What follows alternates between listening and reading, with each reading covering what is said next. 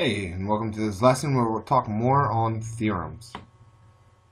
Start off by reviewing what exactly a theorem is. A theorem is a statement that can be demonstrated to be true by accepted mathematical operations and arguments. In general, a theorem is an embodiment of some general principle that makes it part of a larger theory. The process of showing a theorem to be correct is called a proof. Today's essential questions: what is a hypothesis and what is a conclusion?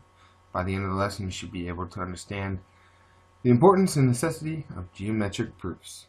Most theorems can be broken down to and written as what we call conditional statements. A conditional statement is a statement that can be written in if-then form. An example: if an animal has hair, then it is a mammal. That is a conditional statement. It's called a conditional statement because it has a condition, and that's the first part of the statement.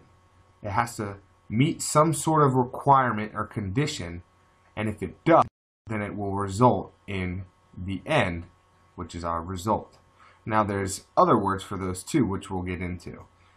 Conditional statements are also sometimes, most of the time, called if-then statements as well. Now the requirement, the condition that has to be met. The math term we use for that part of the sentence or the statement is called the hypothesis.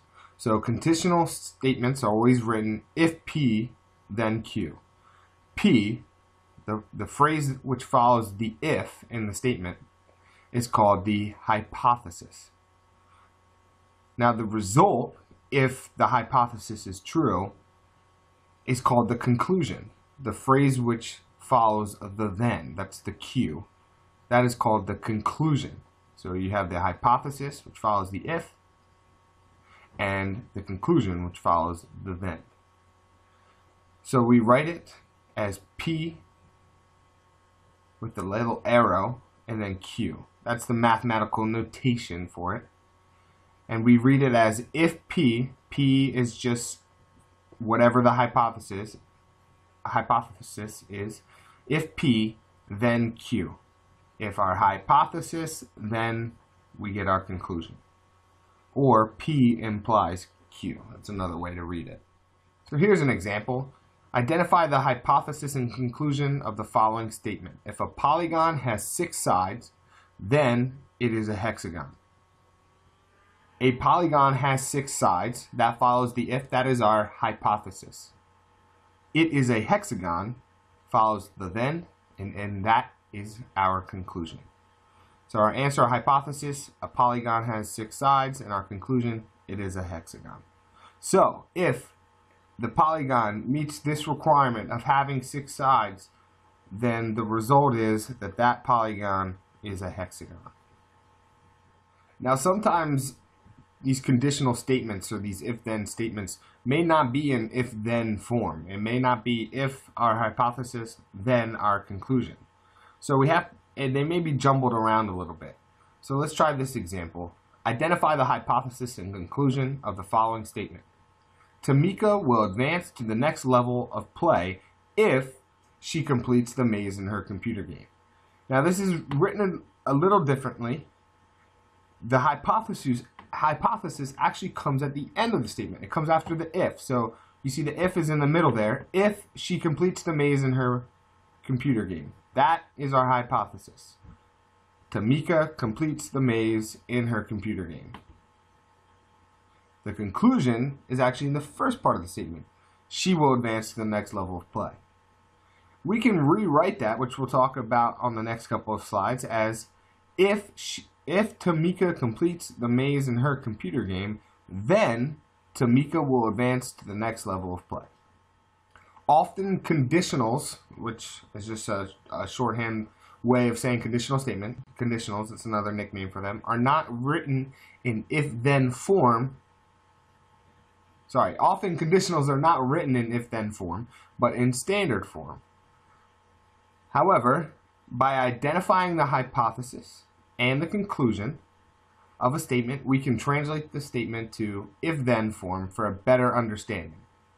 When writing a statement in if-then form, identify the requirement or the condition. The requirement or the condition of what's happening is always going to be your hypothesis, and then the result is going to be your conclusion. Here we have an example. Identify the hypothesis and conclusion of the following statement. Then write the statement in the if-then form. Distance is positive. Okay, we're going to need to do some manipulation then. Sometimes you must add information to a statement. Here you know that distance is measured or determined. So, hypothesis, a distance is determined. You got distance. And in conclusion, that distance is positive. So we can write, if a distance is determined, then it is positive. Our hypothesis is a distance is determined, and our conclusion is it is positive. And here's one more for you. Identify the hypothesis and conclusion of the following statement. Then write the statement in the if-then form.